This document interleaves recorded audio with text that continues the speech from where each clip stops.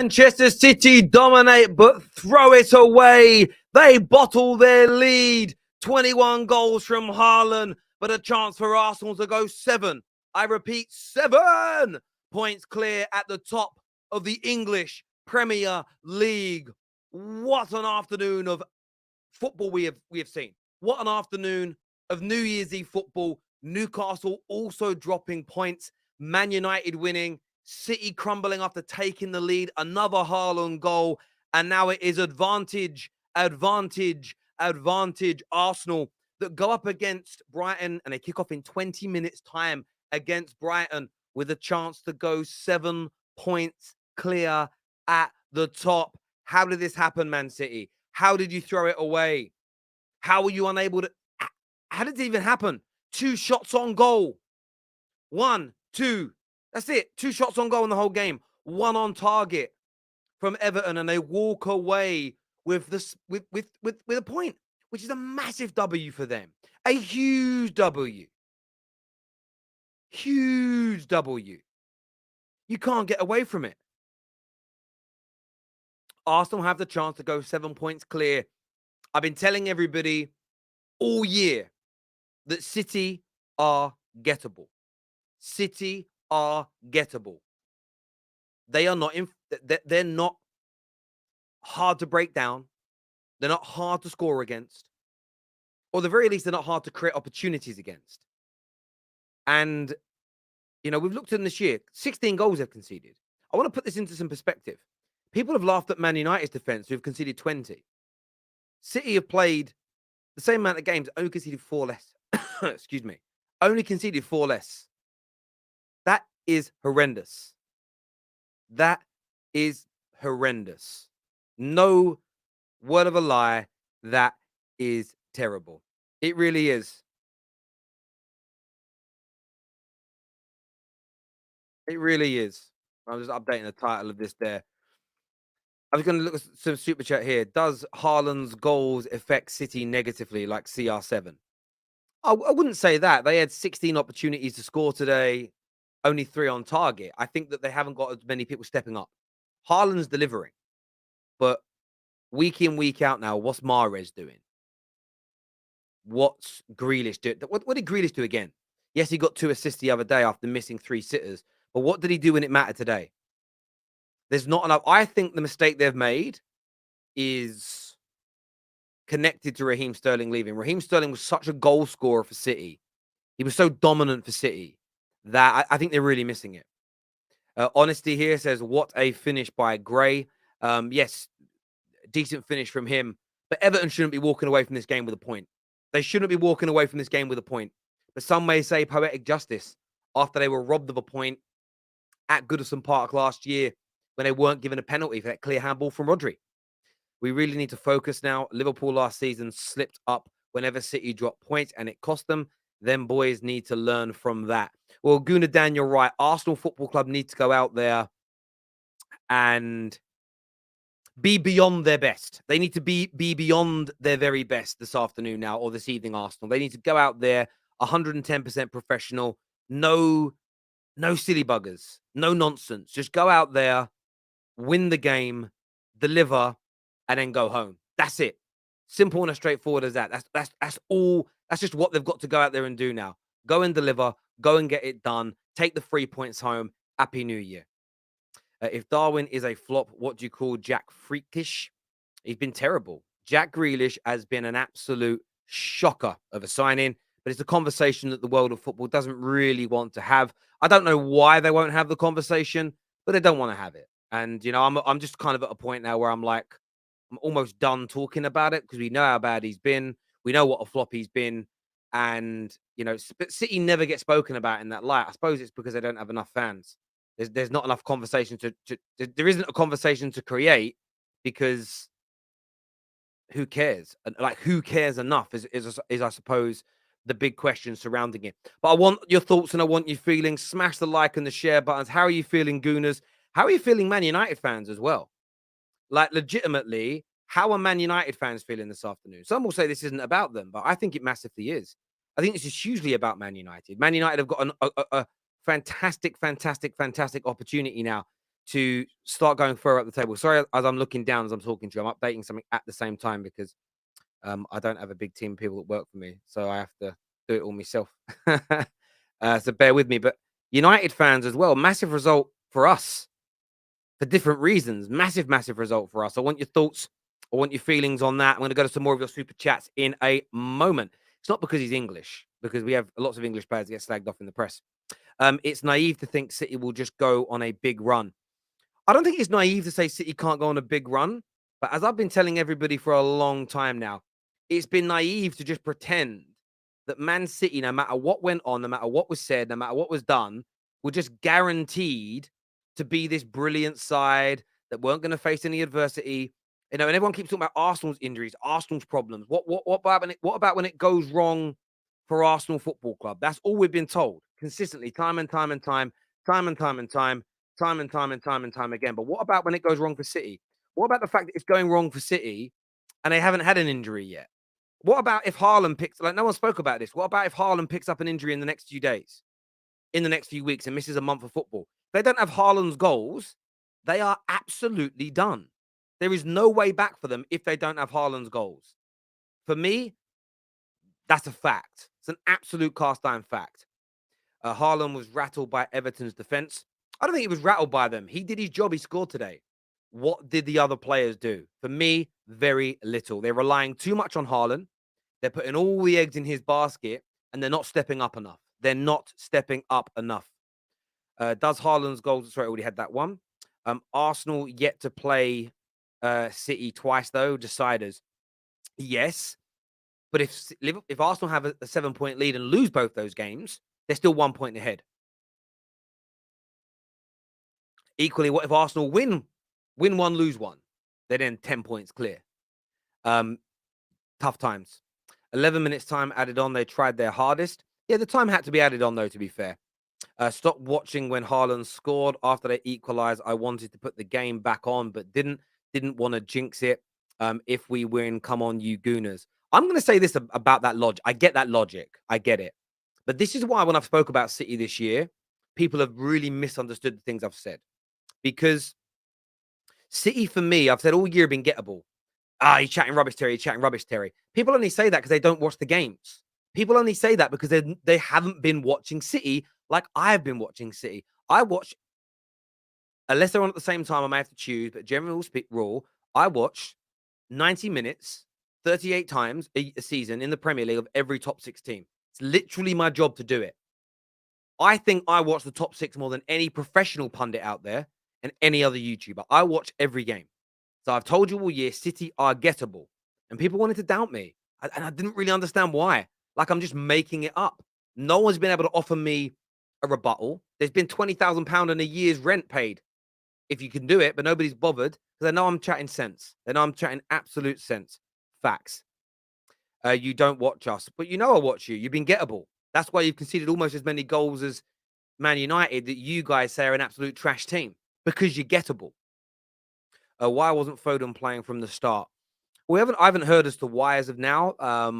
Wrong. It's a mistake in my opinion. Nobody's just come back from the World Cup, but Foden is superior to Jack Grealish in a Manchester City shirt.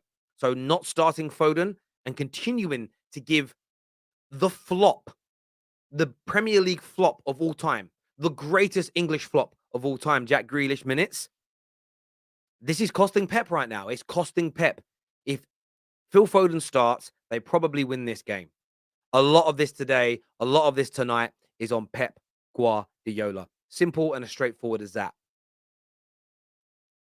City are very one-dimensional with Haaland, is what the game thinks. A good, interesting point.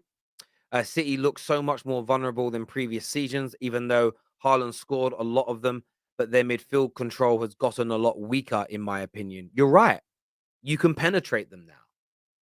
If you're brave and if you commit the right numbers at the right times, you can penetrate. They smashed Man United, by the way. Smash Man United. Naive from Man United the way we played.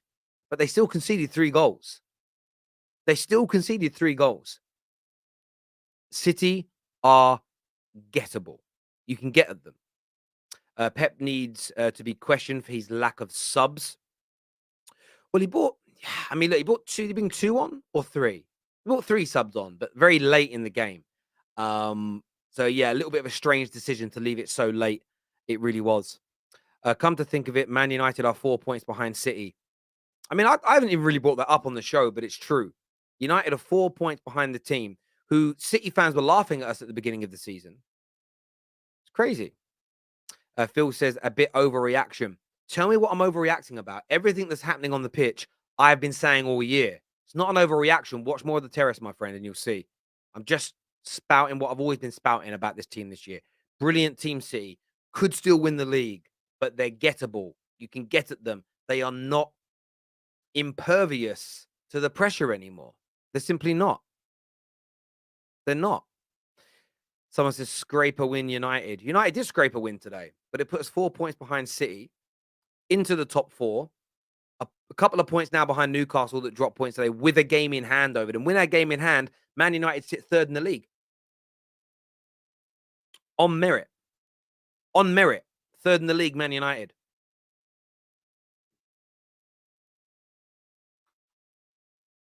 Yes, we spoke about Anthony on the last show, but stop trying to go watch the goddamn show instead of trying to deflect now, my friend. That's a very weak attempt at you, my friend. Very, very weak attempt. Excuse me, a bit of a cough. Very, very weak attempt from you there, my friend. Um, we are the captains now. The lunatics have taken over the asylum, laughing my ass off. The hostages have overpowered the guards, is what Rob Hernandez has got to say. We've had a super chat come through here that says City remind me a bit of PSG this season. They can outscore everyone, but they are gettable in the midfield and defense. But I think that PSG have always been like that. That's why they've crumbled in big Champions League games and things like that. But listen, City is still brilliant. City can still win the league. No one should doubt that. They can still do it.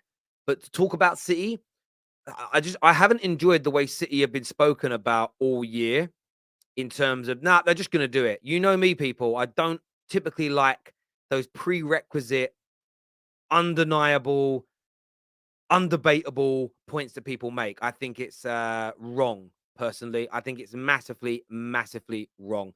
Sorry, as I'm just updating and sharing the link with a few people, see if anybody wants to call in today and have their say. But yes, definitely gettable.